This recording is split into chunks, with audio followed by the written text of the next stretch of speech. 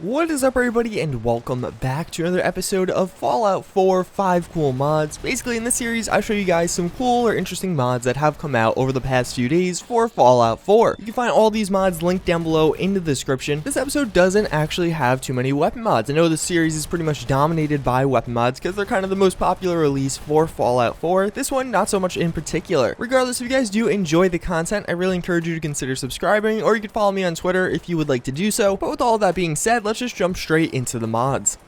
The first mod I do want to show you guys is going to be called Modular Kitchen. This is a mod that did come out for Fallout 4 on PC over the summer, but actually now has just been ported over to Xbox One. What this adds in, as the title does suggest, is the ability to create a fully modularized and kind of just awesome looking kitchen. You can place this inside any of your different settlements. I would definitely recommend using this mod with one of those mods that actually allows you to create different homes inside your settlements. Simply Modular Housing comes to mind. Regardless, this mod again is extremely simple to use. All the pieces of these kitchens are again going to be completely modular, so when you place down kind of the countertop, you'll have little cutouts for where you could place down the fridge or the stove or the oven, and you could have little meals that you can place on top of them, ranging from things being cooked in a pot or pan, or actually fully completed meals that will go on top. It even has the detail that you could put dirty dishes in the sink if you did so want to. It is a pretty cool mod, not going to be for everyone, but those of you who actually enjoy building settlements and putting a lot of time into almost making it like Fallout 4 Sims, I would definitely say this mod's for you. Definitely a pretty cool one, and it really does mesh well with some of those other settlement mods out there.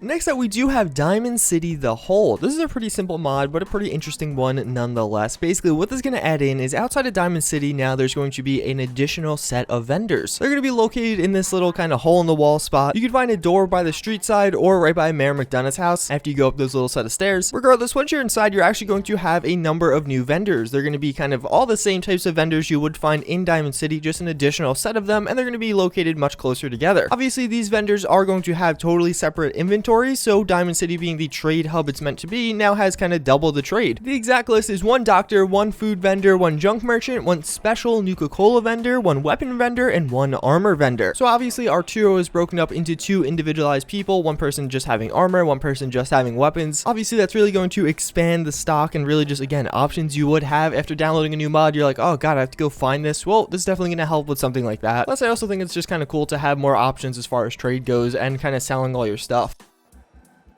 Then we do have Assaultroness. I'm not really sure how to pronounce that one. It's kind of hard to say. This adds in a brand new set of armor with some pretty interesting lore behind it. As you can see, it's kind of meant to be an Assaultron mixed with a human. That's actually exactly what the lore says happened here. The armor itself is actually very cool. If you're a female character and using this, then you give your companion the Mechanist armor. I actually think that would be a pretty cool mesh and just great for a pretty interesting playthrough in its own right. Regardless, again, the armor is very high quality. This is by Crimson Rider. He does always have lore behind his armors, as well as they are just pretty high quality and relatively modular. This one is no exception to that rule. You do have the base armor and then some of the different accessories that come with it. The lore behind this actually is pretty interesting though. I think you could do a whole playthrough with this armor in itself simply because of the lore it does provide. A short version is this was the Minutemen General's wife, then she got injured and kind of got turned into a robot because they had to save her somehow. Then the Minutemen turned on each other, had the Quincy Massacre, and this lady kind of got short-circuited, left out for dead, and then the radiation made her regenerate herself and come back to live again. Again, it's pretty cool to see this much depth put into an armor mod. I really like these little backstories Crimson Rider gives almost all of his mods, so I definitely recommend reading it. It's a pretty good read if you do have the time to do so. But all around, again, this armor is pretty cool. I definitely like the kind of hybrid look it gives. It really does look like someone that is mixed with a robot and kind of just a normal person. But I think the armor in its own right, even though reusing some assets from Fallout 4, does again look pretty sharp.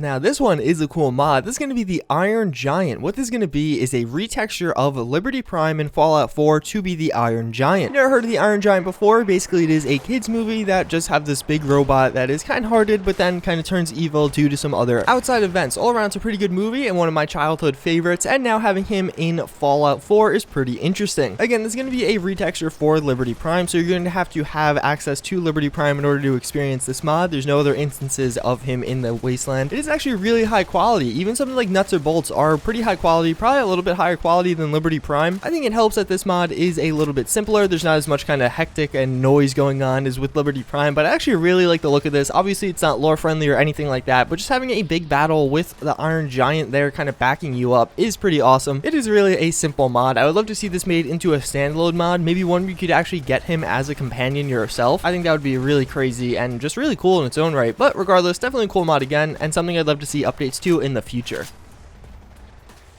So last, we do have the Morita battle rifle. This is going to be adding in the iconic weapon from Starship Troopers, and as you can see, the weapon itself does look pretty cool. If you've never seen Starship Troopers, this more or less is just kind of a heavy assault rifle. It is firing a 50 caliber round, and this mod definitely provides some sounds that back up that kind of statement. All around, it's a relatively simple weapon mod. You could change some of the different receivers. You could actually change what kind of magazine you will have. It does reuse some of the assault rifle animations because there are no bulb up animations yet. That meaning the magazine's actually loaded behind the trigger. Although I'd love to see some new animations for a bulb up gun in the future, like an LED5 or something like that. I think could be pretty cool. Regardless, again, the mod itself is very simple. There's not a ton of weapon attachments. You can have a few different scopes, and I definitely recommend using scopes. The iron sights aren't very good on this gun, but otherwise you just have the kind of standard scopes, receivers, muzzles. That's pretty much gonna wrap it up for this episode of 5 cool mods for Fallout 4. I do hope you guys enjoyed. As always, if you did watch to this point in the video, let me know in the comments down below by commenting, honey, have any of you guys gotten any snow? I live in upstate New York right now for college, and I was expecting some more snow, but all we got was like some rainy snow. That's kind of depressing. Although I know Long Island is on the receiving end of a nor'easter right now, so if you are in that area or getting the nor'easter as well, stay dry, don't get caught in the winds or anything like that. Thank you guys for watching again. I do hope you enjoyed, and I hope to see you all next time. Later.